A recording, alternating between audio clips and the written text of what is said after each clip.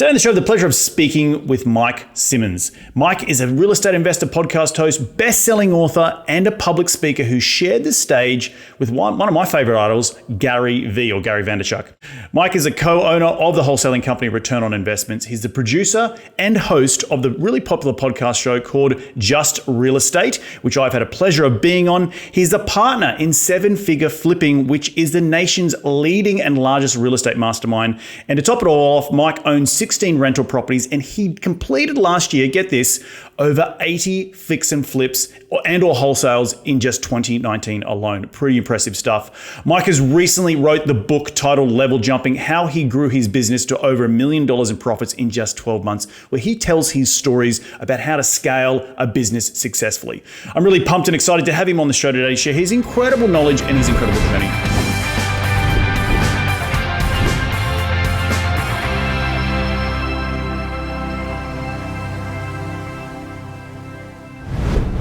G'day, Mike. Welcome to the show. How you doing today, mate? Hey, good day. I appreciate you having me. Thank you.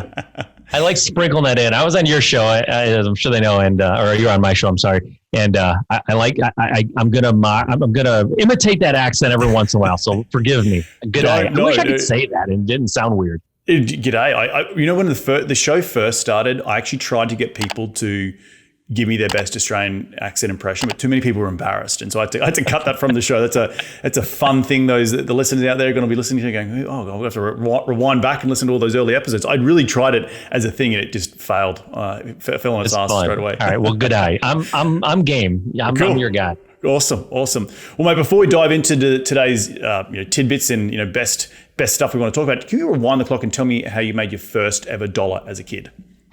Okay. So the first ever dollar, this is going to sound weird and a little bit strange, but the first dollar I ever made as a little kid, it was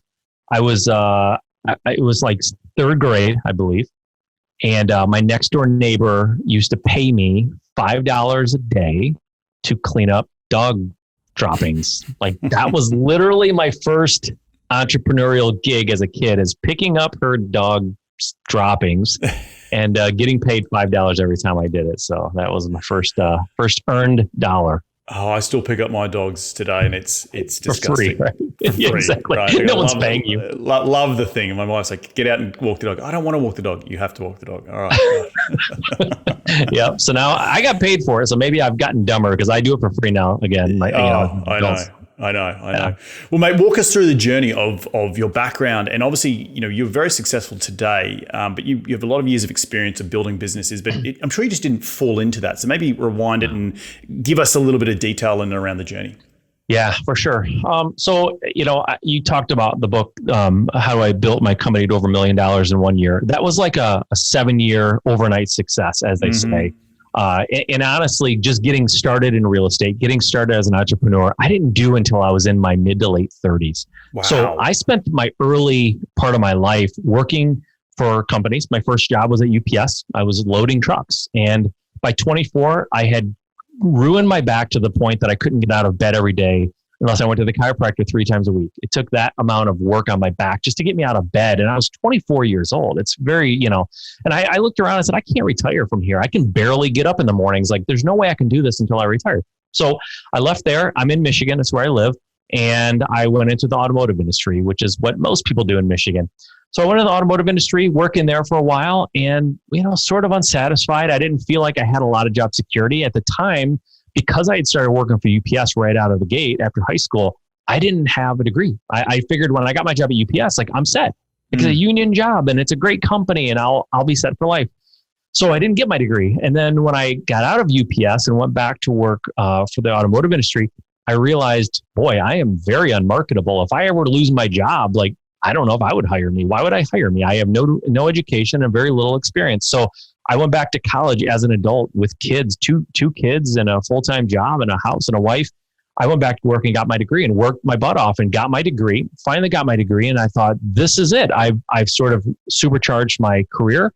And immediately upon getting my degree, I quit my job and got a better job. I doubled my income and I'm like, this is it. I'm on the corporate ladder. This is all I ever wanted out of life. And I started going down that corporate route, and the people whose job that I was trying to eventually get, like the people who I said, that's the job I want in this company. As I got to know them better and work with them, they were miserable. They hated their job and they hated their life. They hated their wife. They hated their husband, hated their kids. Like it was all negative. And I could see that they were just like under so much stress and they were so unhappy that I thought, this is what I'm trying to work. Like, this is what I'm aspiring to do, is have that job of that person who hates everything about their job. And so I started getting a little bit, honestly, kind of desperate. Like, not that I needed to do anything because I had a good paying job and I had a good career, but I started getting desperate from the standpoint of, boy, I got 20 more years of this. Like, what am I going to do? This doesn't seem like a good 20 years I'm about to embark on. So I started looking at how I could start making my money and those savings that I had work for me. How can I invest my money? And my first thought was the stock market. Like I should get into day trading. I should get savvy with the stock market. And as I researched that path and started looking at how to invest in stocks, the stock market, I realized I don't like this either. Like, this isn't making me happy. I can't even stay focused. It's so boring. But as I was investigating investment vehicles and Googling how to invest for retirement, I hit real estate. Finally, I hit something that I really, truly was interested in, and it kept my interest. And learning about it wasn't a chore like the stock market was. So I started learning, and that was in 2003. I didn't buy my first house until 2008. Why didn't I buy my first house till 2008, you ask? I'll tell you why. I did what a lot of people do. And I suspect that people listening to this podcast, some people are doing it right now, and they need to be sort of shaken out of this. I told myself that I was being diligent and I was being prudent and I was educating myself and I was making sure that I knew what I was doing before I jumped into it. And that is valid for a while, but it comes a point where you're procrastinating. You're afraid. You're putting it off. You're afraid of what people think. You're afraid of failure. You're afraid of success. You're afraid of losing money. You're afraid. And what eventually occurred to me was, after 5 years, I can't use the excuse that I'm educating myself. What am I, a doctor? I'm trying to educate myself, but really all I'm doing is putting off getting started, because if I don't get started, I haven't failed, right? And I think a lot of people kind of do this either consciously or subconsciously. They don't do the things they know they need to do to move forward and become successful, and whatever success means to you. Because if you don't start, you don't fail. And there's no fear in not starting. And so I was raised, just to kind of rewind a little bit, my dad was a Marine. He was in Vietnam, and he was a very stereotypical Marine from that era. And he was tough on us. And what he didn't tolerate was unrational or irrational fear. He just didn't, right? When I was a little kid, I was afraid of playing baseball. He wanted me to play baseball, and I kind of wanted to play baseball, but my brother, who was also going to play, was a year older than me, and he was in like a league a little bit above where I should have been for my age. But because he didn't want to have to go to 2 different practices and 2 different games, he said, "You're going to go up a level, and you're going to be on that team." And I was scared to death, and I didn't want to do it. But he doesn't let irrational fear get you. So what I realized was, after these 5 years of procrastinating, was I was just afraid. And it was a very uncomfortable, ugly feeling, because I don't live my life as someone who's typically afraid, but I was making excuses, and I was telling myself that I was being responsible by trying to learn as much as I can. But I had learned plenty to get started. So once I kind of got really disgusted with myself and how much I was putting it off, what I really wanted to do, I dove in and started making offers. And almost right away, I got a property under contract. And I eventually flipped it. And I made tons of mistakes. But at the end of the day, this is 2008 now, right? And I'm in Michigan. I'm not in California or one of these markets where prices are really, really high. So the house I bought, it was a $40,000 purchase price. And I spent $15,000 on rehab, and I made $15,000. Like, not bad. Not a bad return for that kind of investment. Right. And like I said, I made tons of mistakes. I probably should have made closer to $20,000. But, I screwed up a couple of things, and it was lessons learned, but I made $15,000, and it was proof of concept for me. And by the way, for everyone listening, the whole 5 years that I was educating myself, that first deal, I learned way more than I had learned for the last 5 years, because I actually did it. Right. So you can read a book about swimming, but until you get in the pool and start swimming, you just don't know what it feels like to be wet. And I finally felt what it was like to swim and get wet. And that first deal. And by the way, I can't remember if we had this conversation when you were on my show, but I'm really interested in whether or not entrepreneurs are born entrepreneurs or whether or not they become an entrepreneur. It's an interesting question.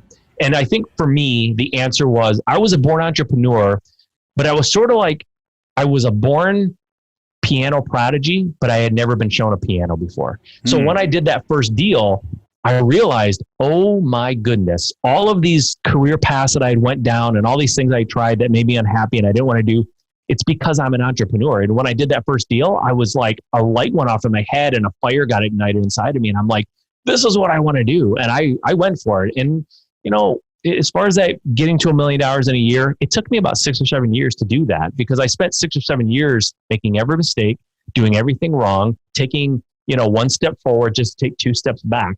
And so there was a lot of that like growth and growing pains that went on for like 6 years or so before I kind of figured things out a little bit and got, you know, we can talk about it, but the bottom line is I surrounded myself with better people. I was surrounding myself with naysayers and people who also had limited beliefs and limited mindsets and kind of very, very small like views of what was possible.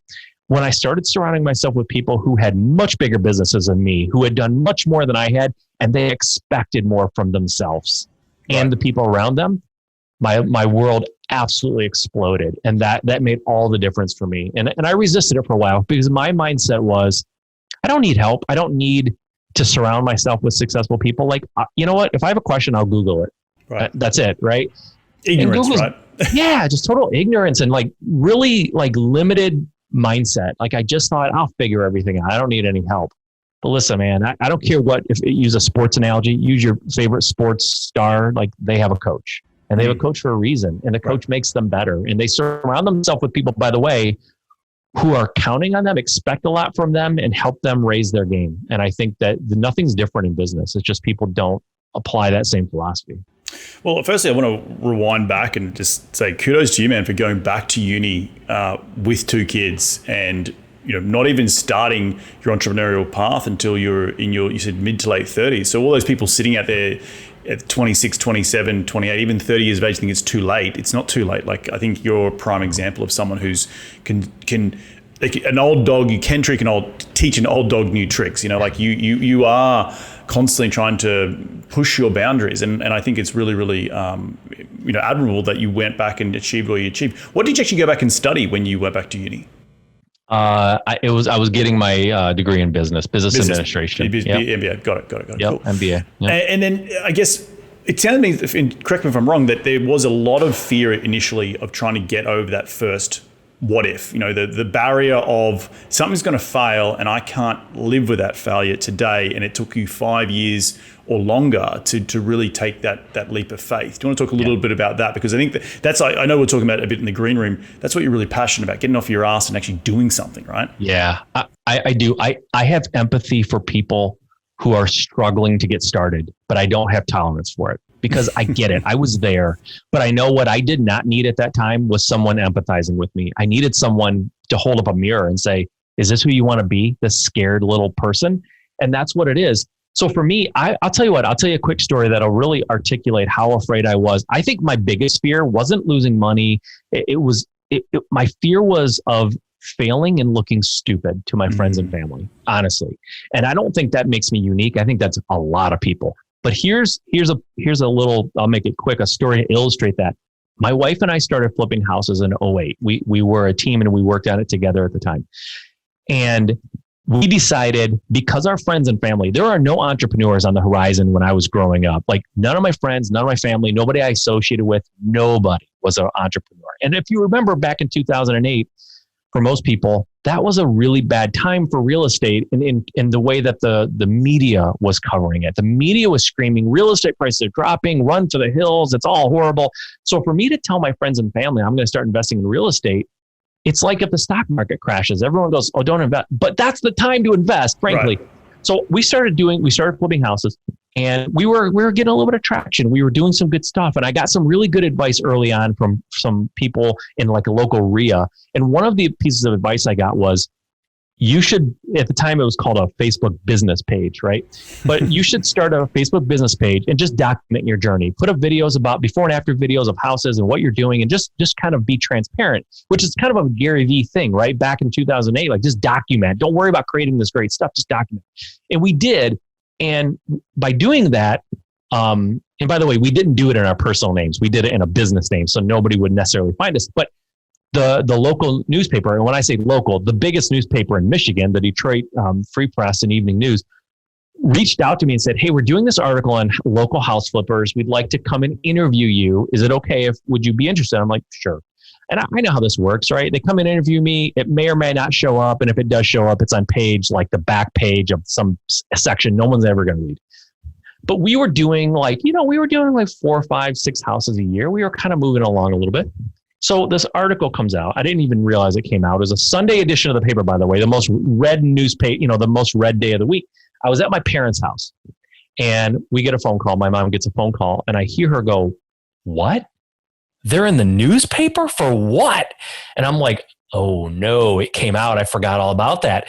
We were front page, full color article of my wife and I on the front page. It was a huge article, ridiculously large. And that's how my friends and family and coworkers all found out that I was doing real estate. Like that was how we got outed. We were so afraid of people knowing.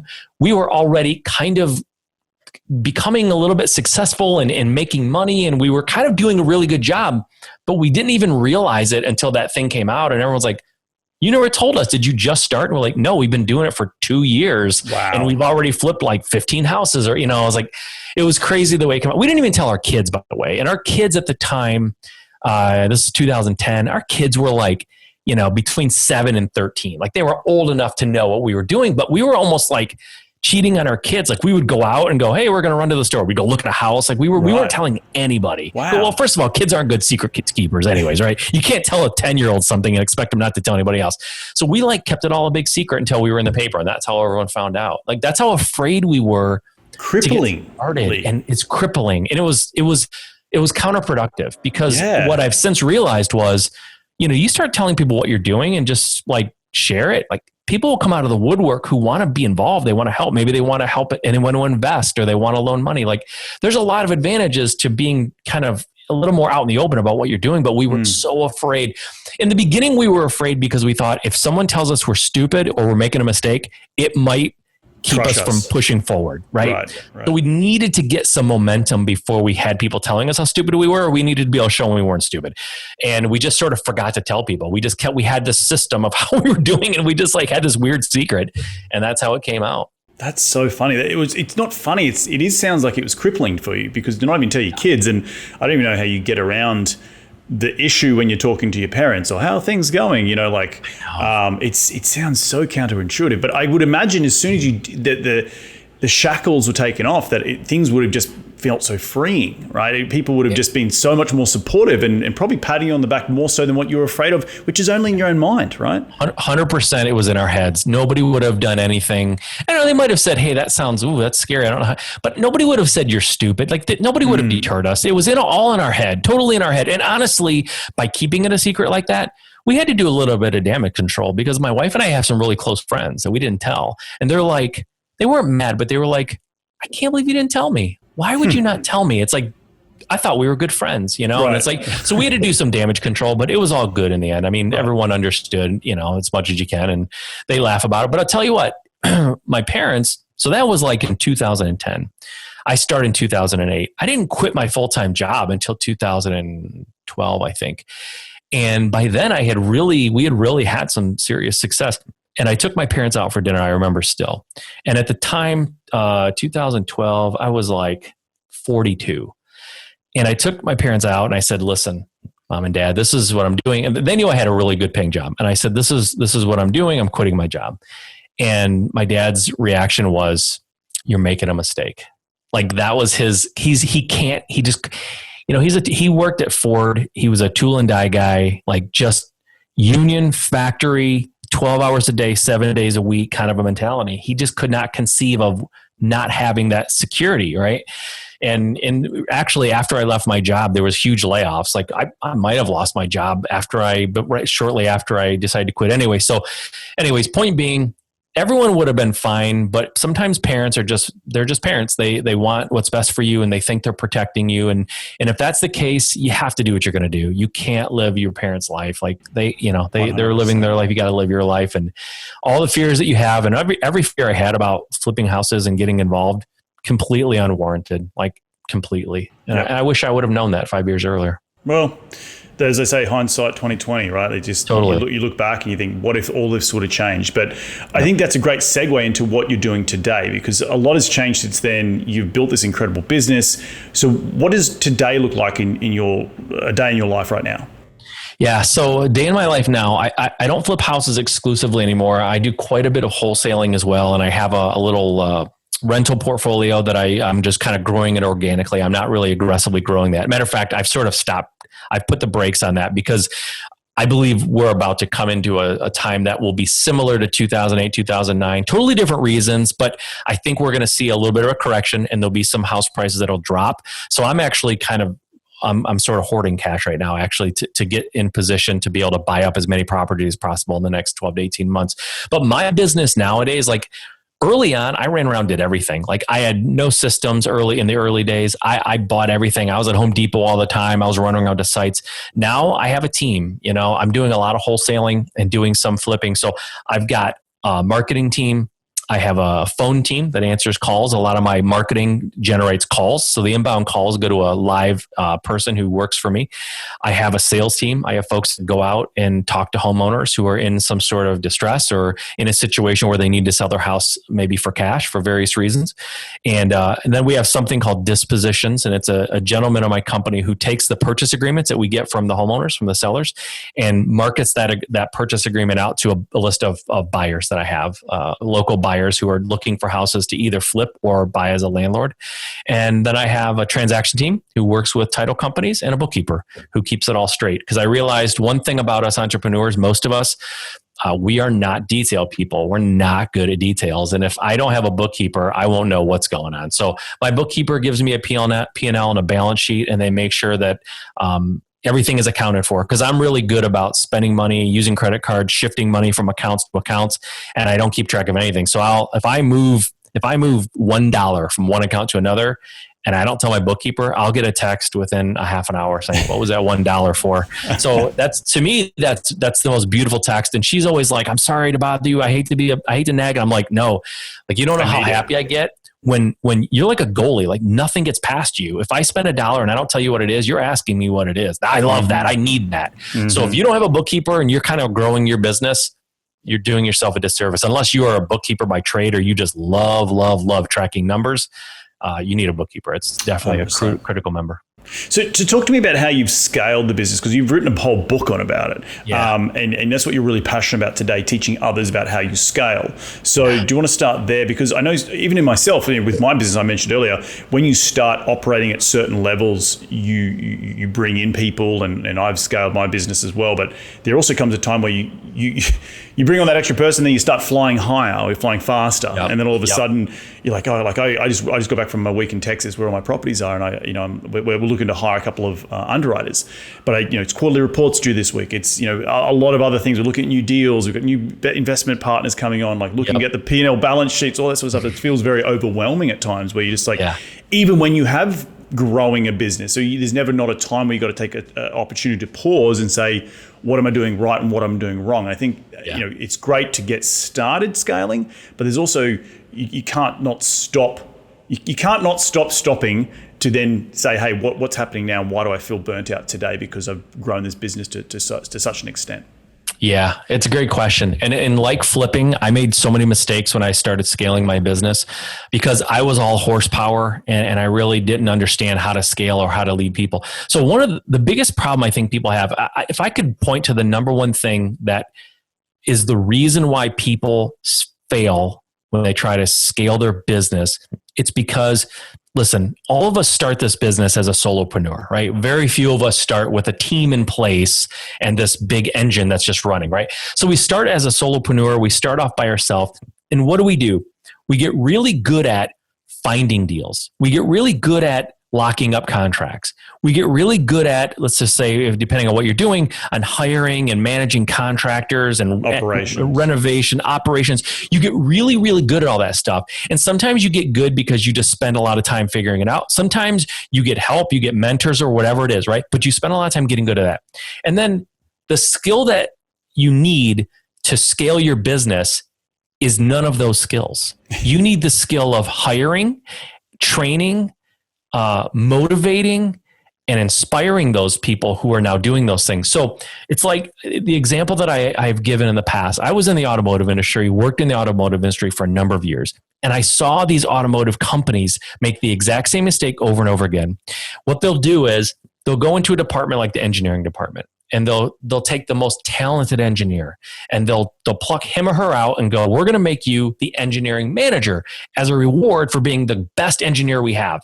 And a lot of times that fails because that engineer is a really good engineer. They're not a good manager. They're not a good leader. They don't have the skill set for that. They have the skill set to actually do the work. And we become good at, quote, doing the work. We become operators within our company. And then we think that that transition from just being an operator to like being a leader is going to be easy and seamless, but it's not. It's a totally different thing to hire, train, and motivate people to do the job that you used to do yourself. And in fact, a lot of entrepreneurs are control freaks. So not only we're not great leaders naturally, we want to do it. We think we can do it better than anybody else. So our inclination is to get back in the trenches and start doing the work. And we have to resist that. We have to understand that 80% of us is good enough. You don't need to find someone who's exactly like you. And I talk about this in my book. If your concern is that the people you hire won't care as much about the company as you do, let me tell you something. They won't.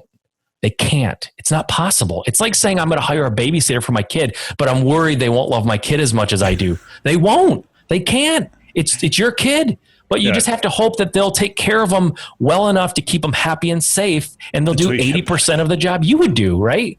So your company is the same. Nobody will love it like you do. They're not incentivized the same way, frankly. If I start a company and it becomes a $50 million company, the people who work for me are not incentivized like I am. So don't expect that from them. So you have to spend the same amount of time and energy and maybe even money gaining the skills to be a good leader. And I wasn't concerned with being a good leader. Here's how I ran my team early on when I started scaling and hiring.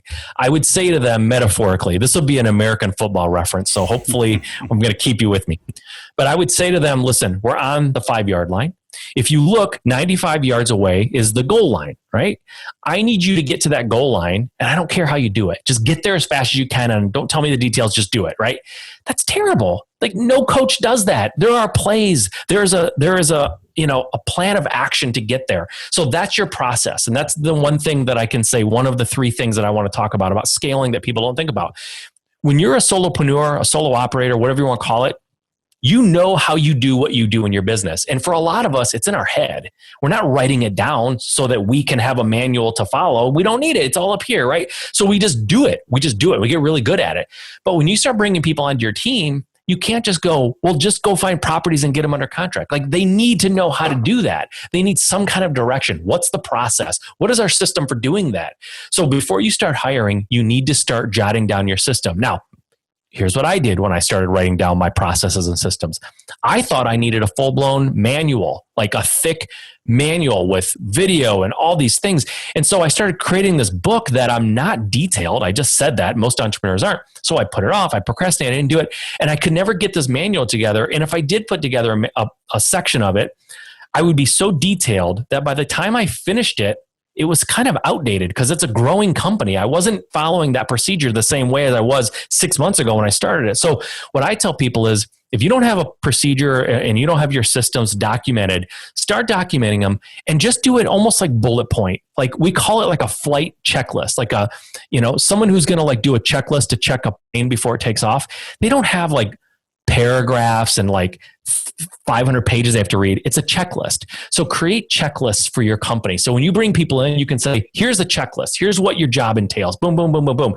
And then as they get acclimated and start working, they can help you fill out the details of that process, right? So you just need to create a checklist for your people. So number 1 for me, I had no system and no process that was documented. So when I brought people in, they didn't know what to do and they were failing. And I was blaming it on them when I wasn't giving them the tools to succeed. So that's number 1. Number 2, I didn't know my numbers. When I started trying to scale my business, I knew money was coming in. I knew money was going out. I had no clue if I was making money or losing money. I just knew there was some flow, but I didn't know for sure because it was before I had a bookkeeper. The only night in my life, and listen, I'm 50 now, right? So hopefully that doesn't like turn everyone off like, this guy's old, I don't want to listen to him. But I've never suffered a sleepless night in my life. I'm one of those lucky people that I sleep like a baby through good times and bad. I've been through a lot and I've never lost sleep. Only one time in my life that I lost sleep. One time. It was about 5 years into my business. And my CPA called me with a very, very reasonable question. He said, Mike, last year, how many houses did you take title to? Did you actually take possession of? Even if it was for 5 minutes, like you do a double closing, I just need to know how many you took possession of, no matter how long it was. And I had no idea. And worse, I had no system or process that would tell me how I could figure this out. So I'm calling title companies going, can you tell me how many properties I took title? Like, it was crazy, right? So I know your numbers, know how much money you're spending on marketing. Here, listen, here's some high level numbers. If you're like, I don't know numbers to track, you need more than this, but let me just give you this as a starting point. Whether you're a house flipper or wholesaler, it doesn't matter, landlord, if you're doing any sort of lead generation that you spend money for, you need to know how much money you're spending on that. How many calls or form fills or inquiries do you get from that marketing effort, right? So how much money am I spending? How many calls or inquiries am I getting? How many appointments am I setting? How many contracts am I getting? And how much money do I make per contract, right? That is the most basic, like I call them island numbers. If I'm on a desert or a secluded island and no one's there and someone's going to give me the numbers I need to know how my business is doing, those are the numbers I need mostly, right? Because if I know how much money I'm spending to generate in a call, to generate an appointment, to get a contract, and then what are my contracts worth? I can reverse engineer that. Okay. If I know that, and I know my average contract is $100,000, just to use good, easy, round math, and I'm doing X amount of marketing, but I want to get to $1 million, I need to 10X my marketing, right? And then theoretically, I'm going to get to $1 million. So knowing that, but if I don't know any of the numbers and someone says, hey, let's build this thing to $1 million, I don't even know what to do because I don't know what's working, what's not. And for marketing, you're probably going to have different channels. So I need to know, is direct mail, how much money is that making for me? What's my ROI on direct mail, right? What's my ROI on PPC? What's my ROI on, bandit signs or whatever you're doing in your business? Like, you need to know your numbers. That's number 2. Number 3, and this was probably the most difficult thing for me to wrap my mind around, and I touched on it in number 1 where I said processes and systems. It was hiring. I really thought that I was too small to hire. My business was too small, not physically too small. My business was too small to hire, but I knew that I couldn't become the business I wanted to be on my own. And I knew to get to the business I wanted to be, I had to hire, but I'm too small to hire, but I can't get big unless I hire. And you can see it's like this circular logic that sort of is self-defeating. So what I learned was I need to start building a team sooner rather than later. For most people, if you're listening to this and going, yeah, I've been thinking for about 6 months, I maybe need to start hiring. Chances are you should have started 6 months ago, or maybe even a year ago. You're probably really, really late. But the reality is I thought I needed to have all this cash flow and all this reserves to hire people. But the fact of the matter is the first person I hired was a salesperson. Why did I hire a salesperson first? Let me tell you. Because I know that the most important thing to hire for when you're trying to decide where to start, pick the task that you are the worst at, that you suck at, and focus on that. Because if you're bad at it, chances are you're procrastinating. Chances are you're a little bit of a bottleneck, and that's where your company is suffering. And that's where you should start. So for me, it was sales. When I would get a call from my marketing, here's what I would do. I would see the call come in. It came through a separate line that I got. It was a Google number I had. It came through a separate line. I would see it and I would go, oh, I don't want to answer this. I don't feel like talking to this person. And I would watch it until it went to voicemail and I'd go, good, went to voicemail. And so problem number 1, I let a call go to voicemail. You should not do that. When you're spending money on marketing and a call comes in, that person wants to talk to somebody because they called. Don't let it go to voicemail. Number 2, I wouldn't return the voicemail right away. I would wait a day or 2 before I returned it because I didn't like that sales process. So then I would return the call and I'd go on the appointment, and sometimes I'd get a contract, sometimes I wouldn't. I hired a sales guy. He was answering calls for me. So now I don't care how much marketing I'm doing because I'm not answering the calls anyways. Somebody who likes doing it's doing it. He's answering calls. He was going on appointments for me. Okay. If I were to get 5 appointments set for me, or if I were to set 5 appointments for myself, on average, I would get 1 contract. That was sort of my number, right? When I hired a sales guy, he would go on 5 appointments. He would get 2 to 3 contracts. That was his average. 2.5 contracts was his average, right? Now, in real estate, our contracts and our deals, like we're not talking 50 cents. We're not building widgets here, right? Our margins are like 10, 20, 30, $50,000. So imagine if I'm missing out on 2 to 4 deals a month. Like that's big money that I was leaving on the table. So having him absolutely paid for himself. But let me rewind. How did I afford to hire? By the way, this guy who I hired in sales, he was formerly a pharmaceutical salesperson, no real estate experience, but he was the regional top salesperson for his pharmaceutical company. Okay, he was making over 6 figures when he was working for them, and they were sending him to Hawaii. As I hired him, they were sending him to Hawaii because he was their top salesperson. He was literally getting awards from this company for being so great. Now, how did I hire such a rock star salesperson? Here's how I did it. He was an on the road salesperson, but it was a local route, right? So he visited all the doctors in our like tri-county area. So it was on the road sales, and he was so good at what he did that he had a lot of downtime. He just had time during his day, and he reached out to me actually, and he's like, "Hey, I want to work for you. I want to learn real estate. I have tons of downtime. I'll take the calls. I'll go on the appointments, and you don't even have to pay me." Okay. Now I could have taken that deal, but I didn't. I said, "Here's the thing. You seem to be really good. Let's do this. Instead of me not paying you, I'll pay you commission." I close on a deal and I monetize it, right? Like you get the contract and we close and we make money. I'll pay you a commission off of that sale. So I never paid him unless he literally put money in my bank account. And that's how I started my hiring process. Now, how much money does it take to do that? Zero. I didn't have to pay him until I got paid, right? So that's how I started. And you can be creative. You don't need to hire a bunch of W-2 employees that have these base salaries and you bury your business, because you don't want to bury your business when you're scaling. But there's plenty of people out there. There's VAs. You can hire VAs. Like there's a lot of ways that you can hire folks very inexpensively or pure commission, where they only make money when you make money. And by the way, he didn't quit his job right away. He worked for me for 8 months before he quit his job and started working for me full time. He was just really good. He could do both with no problem. It was only when my company started scaling up that he had to make a choice. So that's how I did it when I started. So hiring people was a huge hurdle for me. You need to start building your team, okay? But don't think that means money out of pocket every month necessarily. You need to track your numbers and understand your numbers, and you need to create your systems and processes. You need to document that, as bad as it might be, because you might even be saying, "I don't have a system. I don't have processes." Yeah, you do. They're just really bad, because you haven't even thought about them to know that you have a process. When you get a contract, like what do you do first? What do you do second? Just start writing it down. You can improve it as you go, but you need something to help people that you bring on to understand how to work.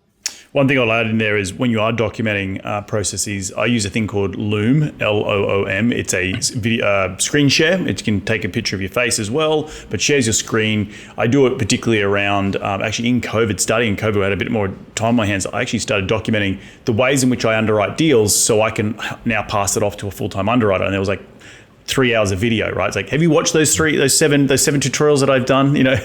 But they're easy ways of doing it, and that can document. That's all you have to do. Like, I'm not a writing type of guy. I'm like, here's a video. I just created it. Look at it.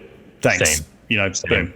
I do the same thing, man. It's all video for me. I don't write anything, because people know, even on my phone, if I text you, I have spoken the text in and let it do voice to text. I hate typing. I hate texting with a passion. So I voice everything. You're right. So I do videos. That's exactly how I create. I don't do it as much in my company now, but when I do have to do a video to explain something, when I do have to create a system, it's always video. So how do you learn to fire yourself? Because I think that's another big mental hurdle a lot of people face, including myself, when you got to learn to that someone else can do your job better. Because you mentioned before, the babysitter analogy. Well, they're not going to love your kid like you love them. Of course they're not. But how do you make sure that you're still got the trains on the tracks and you're still moving forward with the right people behind the wheel, and you might be back in first class and you're kicking back and relaxing a little bit more? There's 2 questions in there. How do I know that they're performing and the wheels aren't falling off versus how do I let go, right? It's 2 different things. So I'll attack the first one first because it's easier. How do I know it's all working so when I said track your numbers and I said know how much money you're spending on marketing, know how many calls you're generating, how many appointments, contracts, and all that, right? Those are like lag indicators, I call them. Those are things that tell you whether or not you did a good job last week or last month. But we also track activity metrics, okay? Activity metrics could be, like, let's just say for my sales team, how many cold calls did you make? How many appointments did you go on? Because if I track and if I measure activity in my company, activity leads to results. It just does, right? you don't necessarily know right off the bat how much activity leads to how much results, but all you need is some data points behind you to know. Like, we made 100 cold calls this month and we got one deal, right? The second month we made 100 cold calls, we got one deal. What if we make 200 cold calls? Should we get 2 deals? I would think so, right? And then as you go every month, your metrics and your numbers get smarter and smarter and smarter because you have more data points. So to answer your question a little more clearly, we track activity. Everybody in my company has one number. They have one number they're responsible for on a weekly basis, right? They're responsible for more numbers, but in our weekly meeting with the team, we report one number. And you can call it the North Star number, you can call it the one thing, but we follow a book called Traction by Gino Wickman. It's how we run our business. It's a very simple model that's laid out in this book of how to run an organization. And within Traction, they talk about everybody in your team has numbers they're responsible for. And there's more than one, but there's only one that they report every week. And the idea behind that is if everything goes off the rails, if they start losing focus, if they're getting distracted, they don't really, like, sometimes your employees just don't know what to do first. They don't know what's important.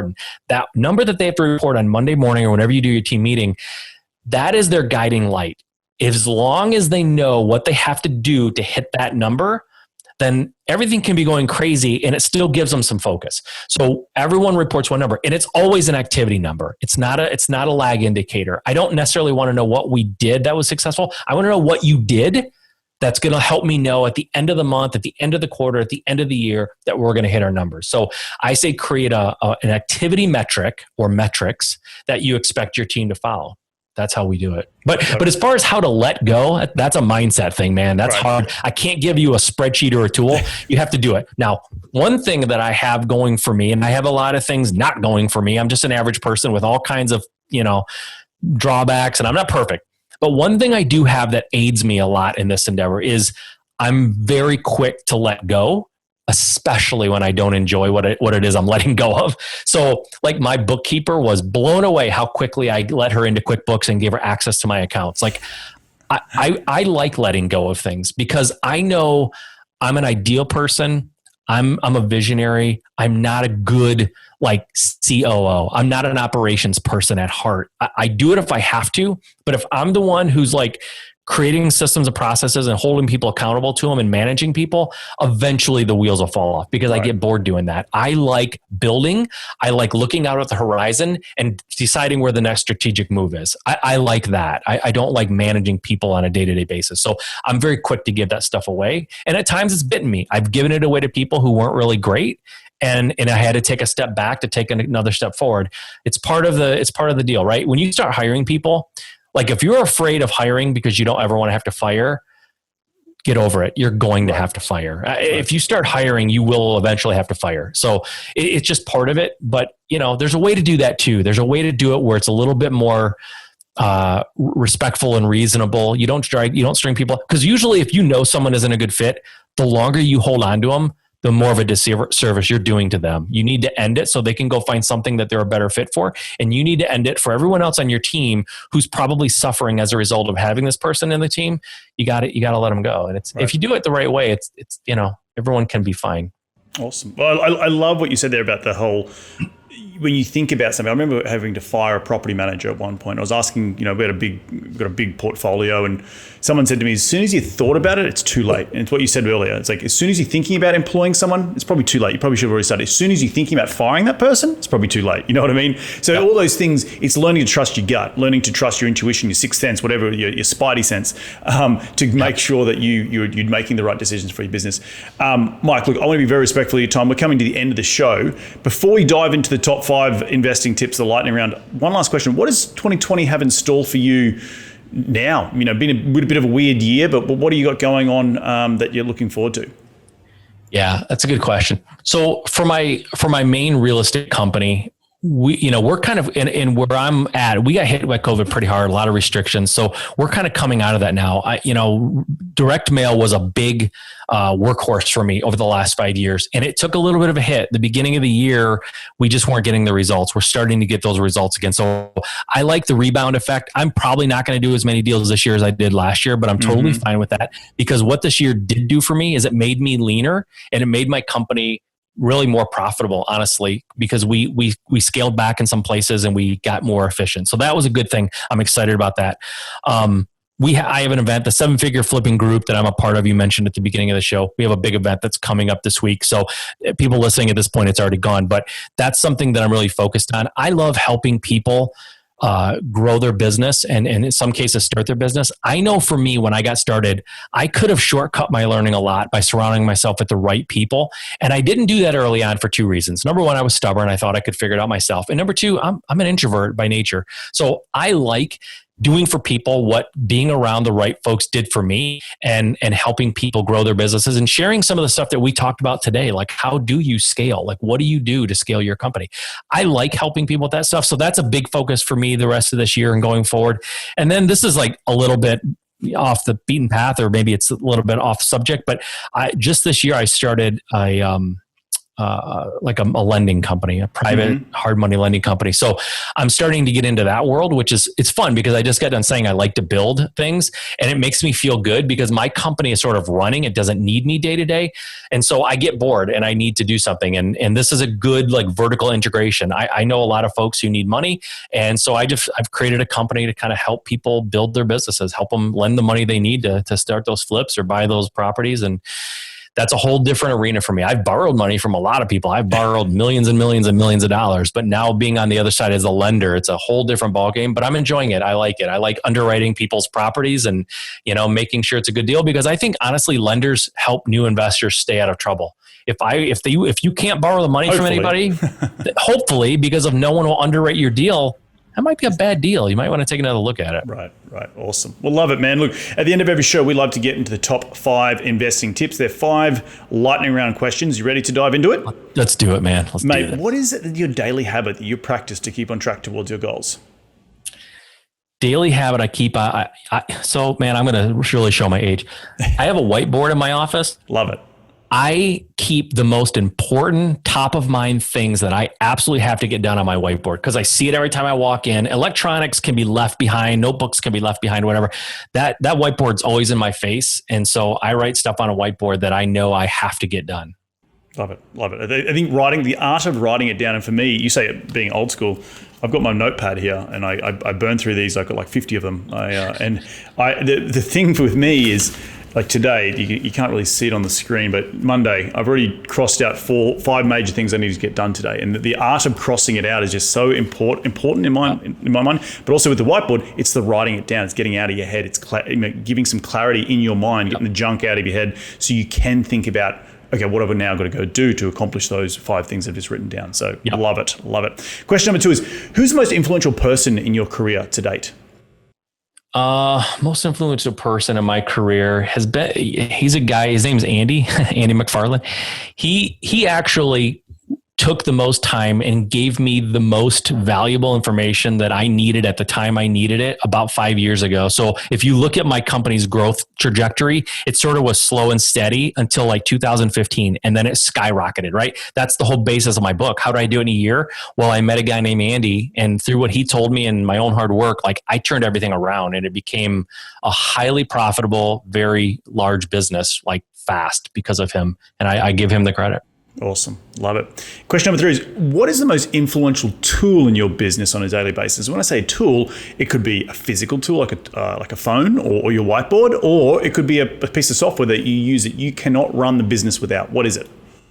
All right, I'll give you 2 because one of them is unavailable to everybody. So this piece of software I have, I created it. It's an app that I created this year. And it was born from my frustration of not having a good project management / to-do list that I could find any other app. Everyone I used, it never worked for me. And so I designed my own from the ground up and had it developed and made. It's in beta. Nobody can get it right now anyway, but I use that. I love it. It's changed my life. Hopefully it'll be available soon. I'll come back on and talk about it maybe.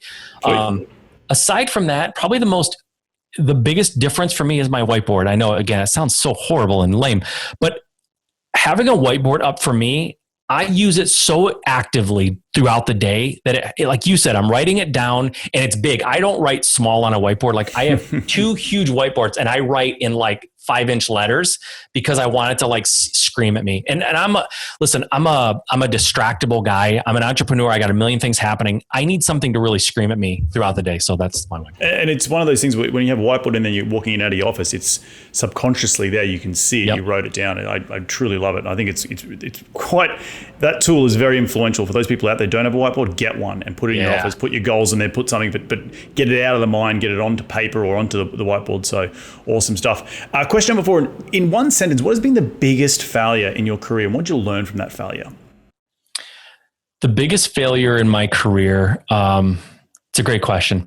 Probably the biggest failure in my career was expecting everyone to know what I wanted without properly training them. I really screwed that up hard. And there's a lot of opportunity costs that got left on the table and a lot of people that probably didn't need to be let go because I had bad expectations because I expected them to read my mind and that was horrible. I remember one time, my first ever virtual assistant, $4 from India, and he stuffed up a few things. And it's actually the reflection of not his ability, but my ability to explain it.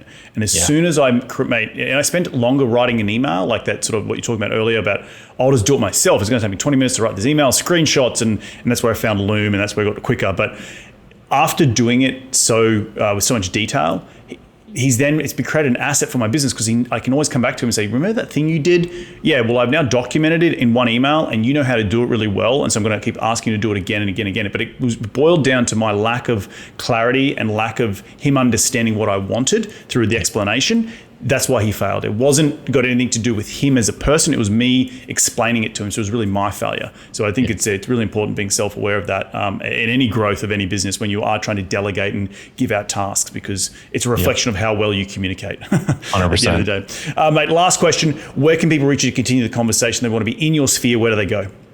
Probably 2 places really easy. First of all, Just Start Real Estate. You mentioned that at the beginning. You can email me at Mike@Just Start Real Estate, or you can just go to MikeSimmons.com to see everything I'm a part of.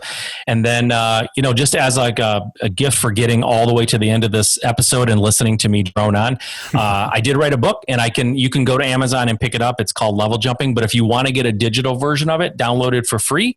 I can make it easy for you. Just text the words "Just Start" to the number 55444. So it's 2 words though. Just Start 55444, and I'll get you a free digital download of the entire book.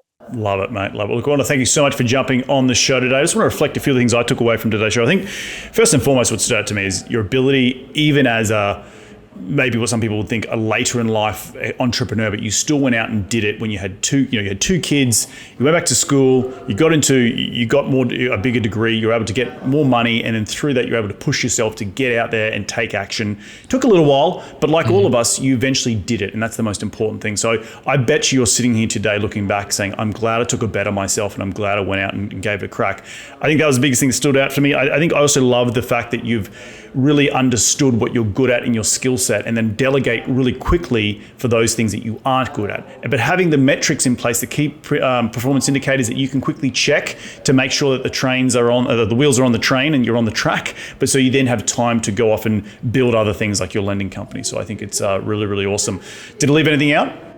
No, that's it, man. Awesome. Everyone can do it. Listen, I'm not special. Most of us aren't, right? We just... Right. Execution's everything. So get out there and do it. Don't wait around. Don't do what I did. Don't spend 5 years, kind of sitting on the sidelines. Get out there and go. Awesome, buddy. Well, look, thank you so much. Enjoy the rest of your week and we'll catch up very, very soon. All right, man. Thank you. Good day. Okay. Well, there you have another cracking episode jam-packed with some incredible stuff from Mike. Remember, go to MikeSimmons.com to check out everything that he mentioned on today's show.